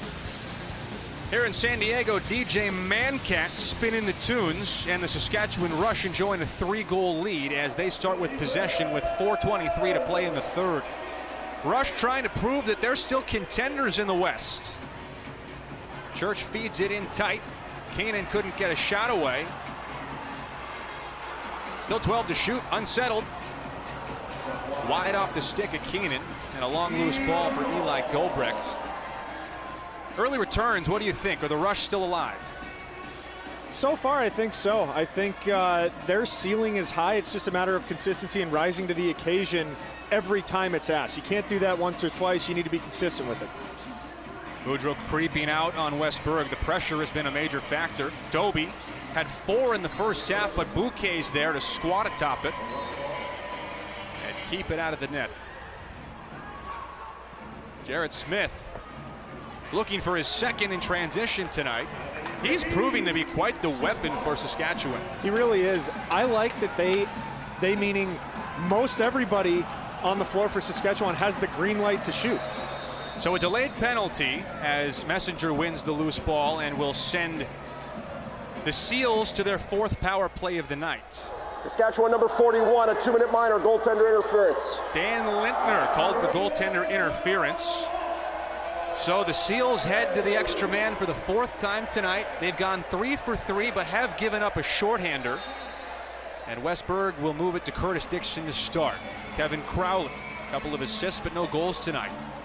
Berg with 1. Stotts has a power play goal. Back to Berg at the point. Steps in, zips it far side, and Bouquet's there.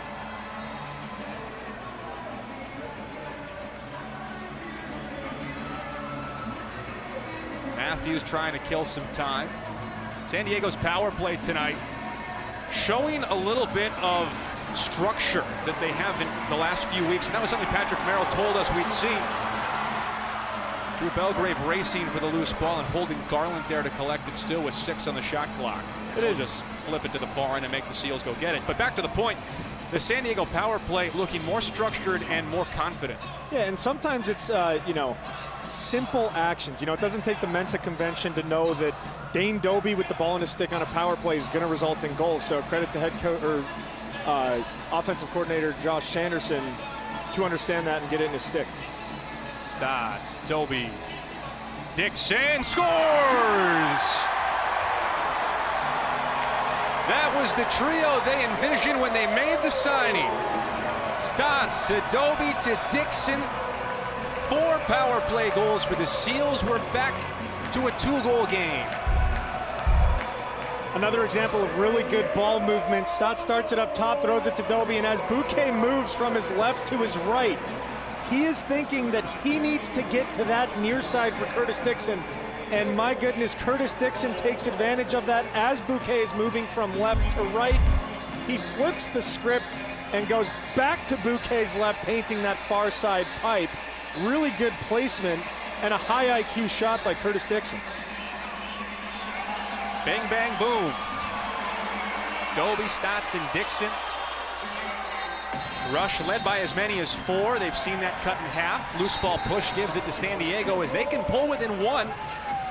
Flashbacks for the Rush to December 9th when they let a 7-goal lead get away in this building. Now Dixon goes right at the rookie Boudreau. Messenger switched out on him. Now it's O'Keefe on the near side, defended by Rubish. O'Keefe shoulder to side, but collects his own miss. Crowley was running off and he'll have to come back. But a fresh shot clock for San Diego as the game clock winds toward the 92nd mark. Dixon surveying. And Doby getting tied up with Bobby Kidd III. And he will be dragged away by the official and sent to the penalty box.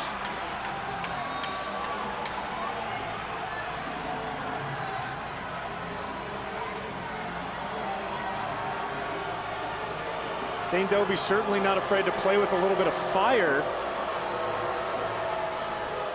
But gotta say, when you have the hands that he does, anytime you go to the box, you better make it worth it. And I don't know if a little scrap is worth it to sit in the box, have 44 in the box for 2 minutes. Let's see here. San Diego minor penalty, 2 minutes, so roughing. Bobby Kidd III, tough away from the ball on Doby. And if there's one thing that Doby has been guilty of at times in his career, it's having a fairly short fuse. And he didn't like what Kidd was giving him, so he gives him a little "how you doing" up top. Great job by Kidd to draw that penalty, though. That's big. Ian Pesky goes a long way towards disrupting an offense. Matthews at the point, zips it down low for Lintner. Now Church. Keenan throws it away. And the Rush turn it over. McCannell steps in, shoots, and Bouquet steers it aside, collecting the loose ball. Under a minute. Didn't take time off the clock, but I like McCannell throw that fake pass, let him get a little separation for a shot.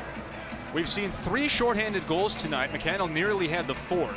2 of those belong to San Diego, 1 to Saskatchewan. Rush power play tonight, 1 for 2.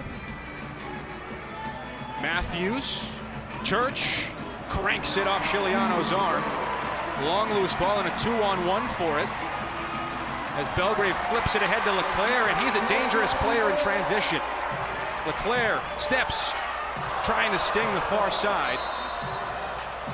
And uncorks a rocket up into the seats. But he has the green light to do that pretty much whenever he wants. He does. I think he's the biggest transition threat on this San Diego team. And one of the things that he does so well is just create separation by his pure speed. Matthews back to the point. Rings the top corner, wow. My goodness. Grip it and rip it, Mark Matthews placing it perfectly past Chiliano's shoulder for his 3rd of the night. Mark Matthews generates such power from his wrist. He snaps his wrist as good as anyone ever has. So he casually steps in to the shot. He doesn't give Siciliano a lot of body motion so that he can make a read. And my goodness, does he just sting that top right corner. And again, it's the snap of that wrist that makes it a difficult read. First time in his 9-game career against the Seals that Mark Matthews has netted a hat trick.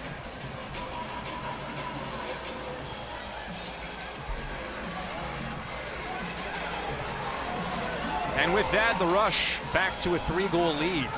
Trying to prove that they're still contenders in the West as the third quarter comes to a close on the Mark Matthews goal. 45 minutes down, it was the final 15 where things got wild the last time these two teams played. Mark Matthews making it a 3-goal margin, but the Seals came back from down 7 last time. Can they do it again? Fourth quarter next on ESPN2.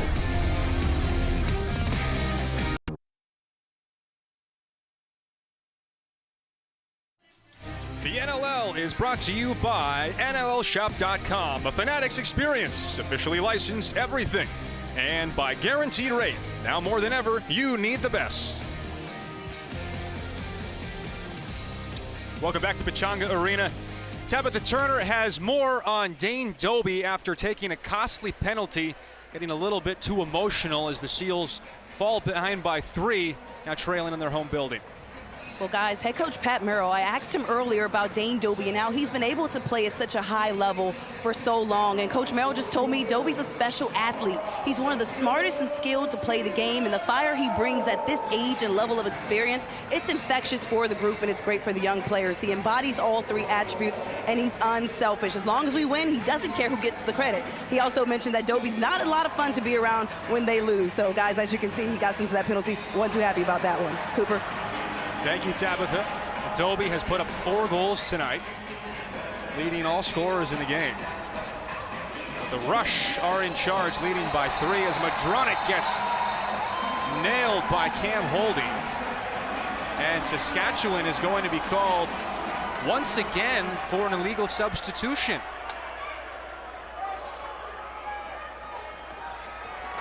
Boy, great hit by Cam Holding right there. As we see Cam Holding coming out of the box and just laying body, you love to see a veteran player still be able to drop the hammer. And no surprise, Saskatchewan putting a premium on transition.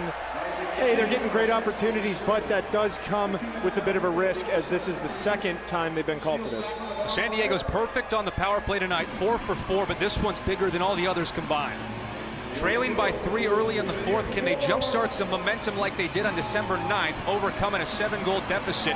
It does not start well as Ryan Dilks out and running has a 1-on-1, and instead the captain will wisely pull the ball out and eat 30 seconds off the San Diego power play. Great job by Holden Garland right there to get the ball on his stick. That is not an easy feat. Curtis Dixon back on defense, collects it, and he'll go right into the offensive set for San Diego. Seals made a couple adjustments to their power play after coming into the night ranked 9th in the NLL. Berg at the point, behind the back, Dixon right into the chest of Bouquet as it trickles past the goal. And Kevin Crowley goes to retrieve it for the Seals with a fresh 30-second shot clock and 1:10 left in the power play. Stotts, another chest save, Bouquet. And Rubish has it taken away. The big cat, Kevin Crowley, who we've heard a few times tonight on NLL Wired. Now Stotts, Dobbie with 2 power play goals, made a career out of scoring on the extra man. Berg, now Dixon. Still tend to shoot Dixon, trying to feed it to his old Calgary teammate Dobbie, and Dilks takes it away. Really good job by Saskatchewan to get into those passing lanes up top. So far, the San Diego power unit has initiated with good movement up top. Saskatchewan makes the adjustment to get into those lanes, and a little bit of sloppiness exhibited by San Diego. Just take a step back and make sure that lane's clear before getting it out of your stick. The Rush can take this penalty down to about 10 seconds. Hinsdale creating a nice look, but couldn't connect on the pass. So Ryan Keenan, and the Seals will take over. So a huge penalty kill by Saskatchewan to keep the lead at 3. And for the first time tonight, San Diego fails to convert on the extra man. Berg, Doby in tight. Bouquet has the save.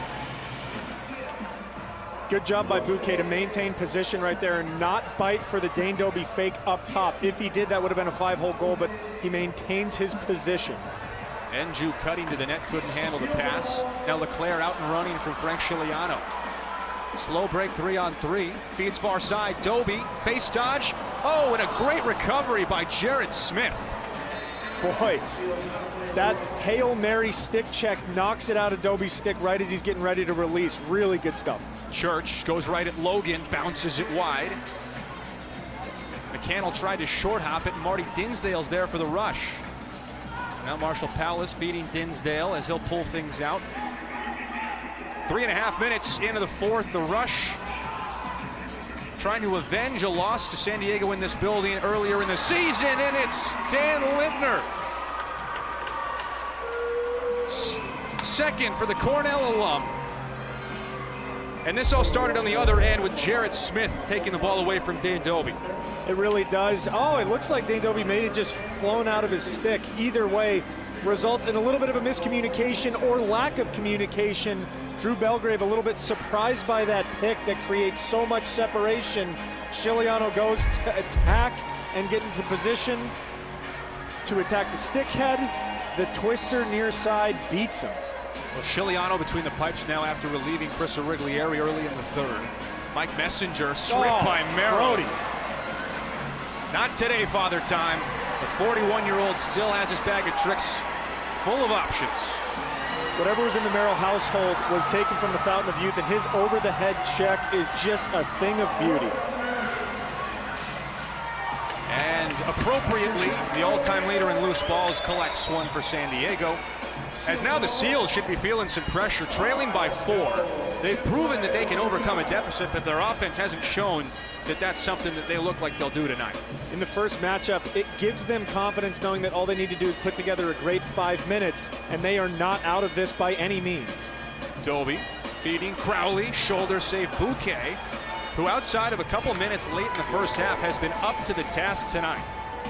Boudreau, the rookie, with a pair, thought about trying his luck at a hat trick, and instead will let the offense control and use some clock. The Rush trying to prove the green machine is still alive and well. Jimmy Quinlan said so a couple of weeks to the media. Keenan goes to Shumay, gets underneath on him. Got to say, great job by Patrick Shumay right there, not biting on any rollbacks and making it extremely difficult to get a shot off. Bradley leaves it for Crowley. San Diego came back from down 7 to score 9 in a row against Saskatchewan back on December 9th. Beat them in overtime that night. Wes Berg stings it from the far side, and Bouquet with another kick save. Now Messenger muscling through.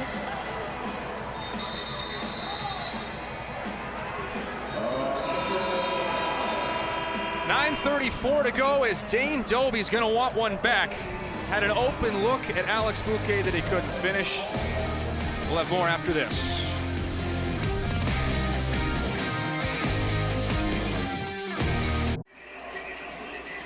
The Rush starting to tighten things up like an anaconda, leading by 4. It's 12-8 in the fourth. Next time the Seals are in action will be March 4th for the National Lacrosse League, heading outdoors for the first time. It's the NLL Stadium Showdown and outdoor box lacrosse as the Las Vegas Desert Dogs travel to San Diego to take on the Seals at Snapdragon Stadium. Tickets are available now on NLL.com/Stadium Showdown or scan the QR code on your screen. So the Seals have some work to do if they want to try and force overtime like they did in December against the Rush. Doby with half their scoring total tonight. Dixon draws a penalty away from the ball, and Chiliano sprints to the bench. So they'll have 10 seconds of 6-on-5 time. Stotts up top. Dixon feeding Doby, stings the corner! Perfect placement for his 5th, and San Diego pulls back within 3. 5th of the night for Dobie. The placement of Dane Dobie's shot is just such a thing of beauty. We talked about it earlier, but that high release, he gets the head of his stick over his head, which increases his angle to shoot it over the shoulder of Alex Bouquet. And when the shot is placed that well, I don't care about the positioning of the goalie. I don't care about how hot the goalie's been. That ball's going in, and oh, by the way, Dane Dobie scores that, gives Dilks a little, hey, how you doing? You like that? So expect some fireworks here in the last 9 minutes. Dobie's been involved in everything in the second half. Took a penalty, mixing things up with Bobby Kidd the third. Had a missed opportunity on a one-on-none with Alex Bouquet just a few minutes before we went to break. But now scores his 5th and gets the Seals back within 3 and have a chance to cut within 2. Stotts has to go track it down. 4 to shoot. Stotts muscling through traffic behind the back, couldn't get it past Jared Smith. And Smith's strong night continues, both on defense and in transition. He's been very impressive. Yes, he's scored in transition, but he's done a very, very good job of getting in the passing and shooting lanes, making it difficult for San Diego to get into a rhythm. Now Eli Gobrecht off the turnover, has a 2-on-2. Slow break. Crowley stopped on the block by Garland. Great job getting the stick in the shooting lane, but Gobrecht gets it back, and San Diego can settle it down with half the shot clock left. Good job by Gobrecht pressing right there. Didn't result in a shot on cage, but that's what you want to see. Crowley trying to come back near side, and Bouquet's up to the task. The Rush trying to prove that they're still legit and beat the first place Seals tonight at Pechanga Arena, where San Diego has been perfect this year, 3-0. Dilks gets underneath on Shumay.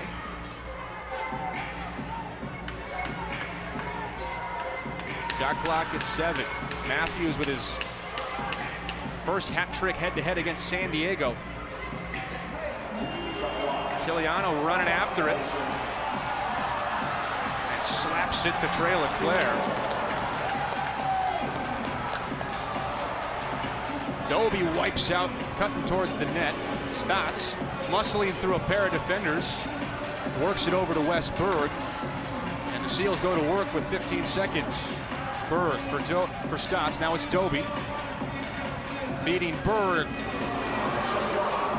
No reset. Dobie has to hurry. 5 seconds.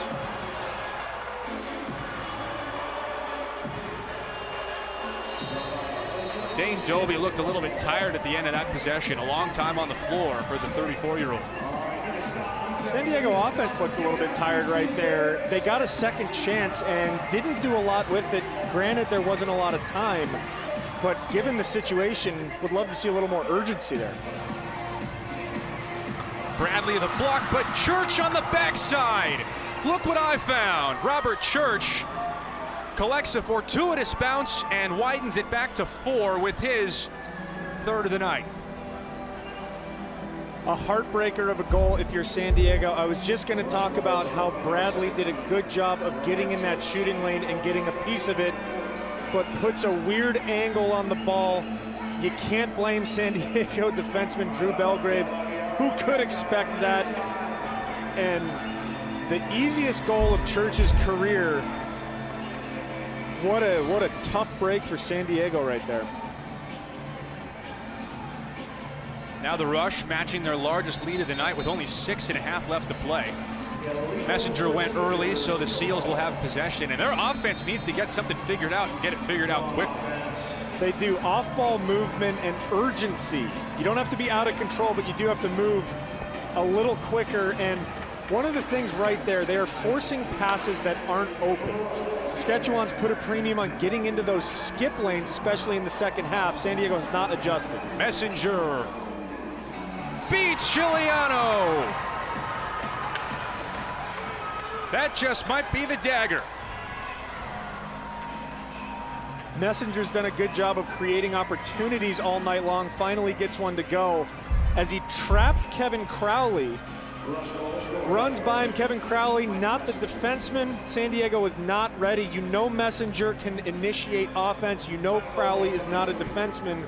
So for him to have a wide open play, it's off of Chiliano's back on another relatively unlucky bounce. Sometimes when things are going your way, they're just going your way, as Saskatchewan is reaping the benefits of that. Messenger beats Chiliano, his fellow British Columbia product, for his third goal of the season, and now San Diego staring up at a tall mountain to climb, down 5 with just under 6 left.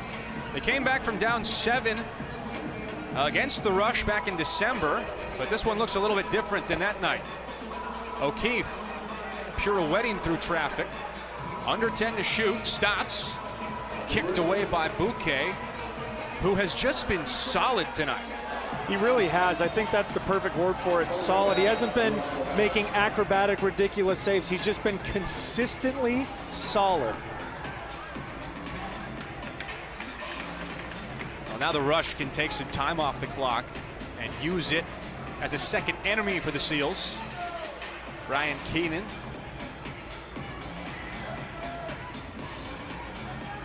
Now it's Matthews. Church off the quick stick. Chiliano got there, but a costly rebound rolls all the way out to Madronic for a fresh 30 for the Rush.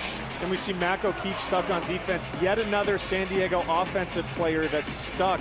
And again, that's another credit to Saskatchewan's aggressive transition. Matthews feeding in tight. Madronic has it stopped by Chiliano. Outlets ahead to Gobrecht. Off the bounce, Gobrecht shoots and scores! The first goal for Eli Gobrecht since 2020. And San Diego isn't quite done yet.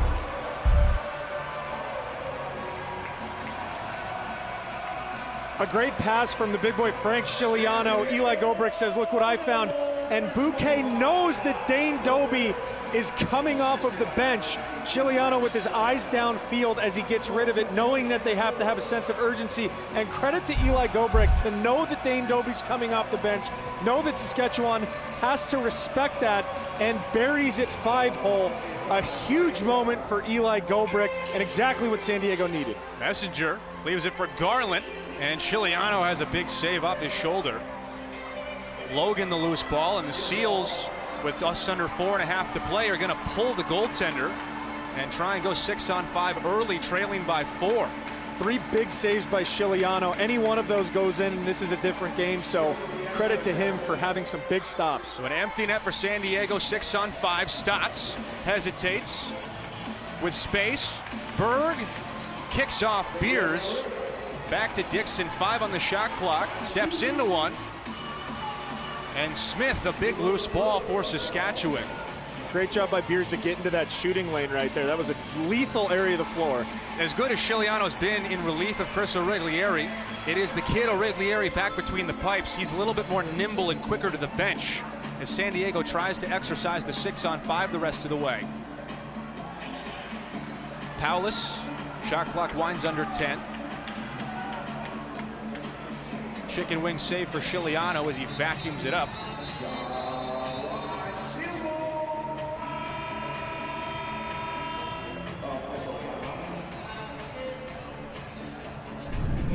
So Frank Chiliano with a dime to Eli Gobrecht, as this one's not quite over yet. Rush by 4, final minutes after this.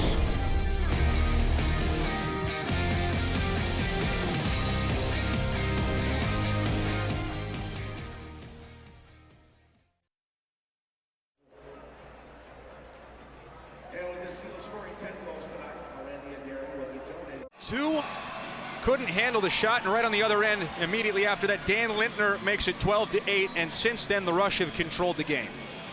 Just a tough break for San Diego. I feel like they've had a couple, but credit to Saskatchewan for capitalizing on those opportunities. I feel like that's a word that I would use to describe their game tonight, is opportunistic, whether it's in transition, on the power and 5. If there's a chance, they have taken advantage of it. The Rush trying to prove tonight that the Green Machine is alive and well by beating the first-place Seals. 6-on-5 here as San Diego pulls their goalie.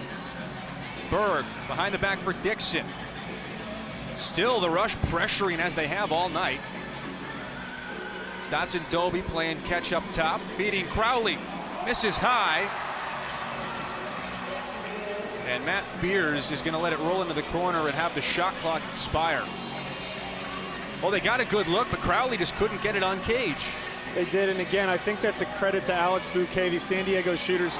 Wow, as we see Westberg get the ball. Dixon by himself!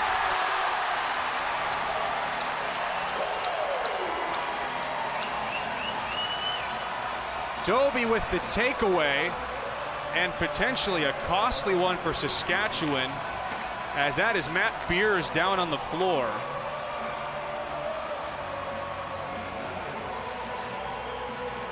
What a play. This is the type of second efforts that you need to mount the comeback. As we see Matt Beers down, and we hope that he's okay. He was down for a little bit. I'm just glad to see him not quite on his feet as we see him get to his feet right there. He is not one to milk anything, so if he's down, he's one of the tougher guys. He might be the toughest guy in San Diego. That would be me, but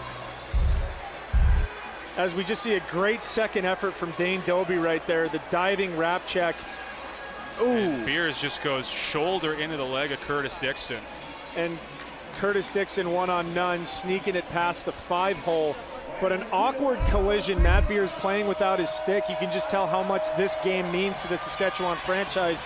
Matt Beers, one of the pillars of this franchise this season.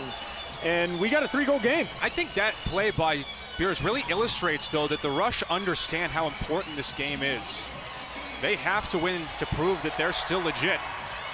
And so far, they've been able to take care of business, but not out of the woods yet with 2.5 to play. The rookie Boudreau, who's added 2 goals in transition with a big loose ball. There's always a little magic about Pechanga Arena. The mystique of the old barn in Old Town. Shot clock at 5 seconds for Keenan. Gets it to Dinsdale. And they'll take the violation. So San Diego, trailing by 3, will go back to the 6-on-5. Ariglieri will bust to the bench. Seals came back from down 7 to beat the Rush in overtime back in December, but this would potentially be an even more impressive comeback if they can find some magic in the final 2 minutes. Berg for Doby, looking for the sock trick as Bouquet has the answer. No one in net for San Diego. Ariglieri hustling back as Messenger trots it across the midline. Boy, when Messenger gets moving, he's just a train. That momentum's tough to stop. Built like a fullback. Dane Doby stuck back on defense, who you see doubled over in the middle of the floor. Well, the Rush can take this clock down to under 1.5 minutes. Messenger muscles his way through and spins a shot wide.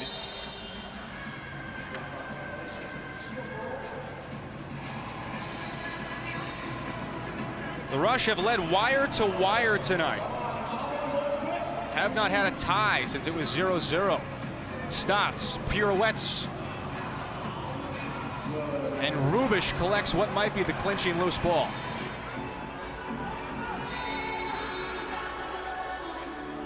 Timeout called by Jimmy Quinlan before the pass by Rubish. So Austin Stotts had a pretty good look, but a theme tonight for the Seals, they have not been able to execute when they've had their chances. No, and again, I will go back to the same well of Alex Bouquet starting off hot. I feel like had a major impact throughout the entire game for the San Diego shooters particularly. They had good motions, they had good off-ball movements at times, they had good looks, but it all came down to the shooter's mentality of thinking that you have to have the perfect shot, which is why a lot of these shots have gone errant and missed the cage altogether. Maybe the only Saskatchewan fan in all of San Diego tonight. They grow them young up in the prairies. Good for, hey, we got a little wave. Well, out of the timeout, the Rush are going to have the ball, and things are looking as bleak as ever for San Diego. The Seals caught lightning in a bottle against Saskatchewan back in December, but it doesn't look like they're having the same luck tonight. No, and that timeout very well could have just been, hey guys, let's not do anything crazy, as we see some more Rush fans come here and invade Pechanga Arena. But this game has been a little chippy. I wouldn't be surprised if Coach Quinlan said, hey guys, nothing stupid, no injuries. We just saw Beers go down for a little bit. Let's get out of here injury-free. And this would be a huge road win for the Rush, who have not beaten a team 500 or better away from the SaskTel Center since February 22nd of 2020 when they beat Philadelphia. Almost 3 years to the date. Granted, there is a canceled season in there, so that does inflate the number a bit. But the road struggles have been a real problem for the Rush. Messenger heaves it to the far corner. Keenan. Empty net for San Diego. Garland puts it through anyway. Counted in the foul. Drew Belgrave all over his back, and Holden Garland twists the knife on the Seals. It's 15-11. Boy, what a great loose ball. I believe that was by Keenan to all but secure the fate. We saw him when Messenger just took his sand wedge and flop shotted it down to the corner. It was a 50-50 loose ball that Saskatchewan came up with, and this is the nail in the coffin with the and one. Credit to Shumay Leclerc and Belgrave for giving it all they had, but that should about do it. Holden Garland, with his third of the season, has the empty netter. And the Rush, under Jimmy Quinlan, their second-year head coach, are going to be 5-3 at the night's end. A half game back at Calgary for second place. One more look at Holden Garland's empty net goal. Spins past Eli Gobrecht, and then with Drew Belgrave all over him. All scoring plays under 2 minutes are subject to review. The goal call stands. Well, as is customary by rule in the National Lacrosse League, every goal under 2 minutes is reviewed, regardless of whether there's something close to the crease or something away from the ball. It is purely procedural. Messenger off a clean face-off win is going to take this one and put things away for the Saskatchewan Rush. So the Rush come into San Diego, put up 15 goals, and beat the first place Seals, sending them to just their second loss of the season. Dixon, fittingly another save for Bouquet, who's been excellent tonight. And the Rush can just let this one run out. Boudreau all by himself. He'll take the one on none, and he has a hat trick. The goal might not mean much, but it means a lot to the rookie Jake Boudreau with his first NLL hattie. And Dane Doby is coming right after him. He does not like that Boudreau took that shot with the shot clock off and the game in hand. A little bit of a statement goal right there. He certainly did not need to take it, and he says, you know what? I'm going to send a message. I'm going to send a message that we should have beat the Seals in the first matchup, and I'm going to send a message that we are a contender in the West. And Dane Doby, who we talked about playing with a fire earlier, is the first to step up and say, I'm paraphrasing here, excuse me, sir, I didn't quite agree with that. I would like to have some civil discourse over that. You can see him arguing right there. 5 goals for Doby tonight, but it's not nearly enough for the Seals, as Boudreau's exclamation point of a hat-trick clinching goal will send Saskatchewan on to another victory. Dueling minor penalties as the final 9 seconds will be served by Ryan Dilks and Dane Doby in the penalty box. But alongside Nick Acello, I'm Cooper Perkins. Tabitha Turner's been with us all night. I think we can conclude at the end of all of this, the Green Machine may just be alive and well. Very much so, and I just mentioned it, but in the first matchup, Saskatchewan outdueled them 3/4 as we go to the official call. But Saskatchewan has a very legitimate point that they should have beaten, 5-minute majors. How do you do? But back to my point that Saskatchewan has a very real argument that they beat the #1 team in the West twice. What a statement. See if we can get to the final 5 seconds of that funny business. Stotts lets it rip from the outside. Bouquet is there to put a bow on it. And the Saskatchewan Rush come on the road and beat the San Diego Seals to move within half a game of second place. Holden Garland, an exclamation point goal. Dane Doby scored 5 times for the Seals, but it was not enough as their offense struggled to find a rhythm, and the Rush slowly suffocated them like the Anaconda Green Machine of old. 16-11 the final score here in San Diego. We'll have final thoughts coming up after a short break. You're watching the NLL on ESPN2.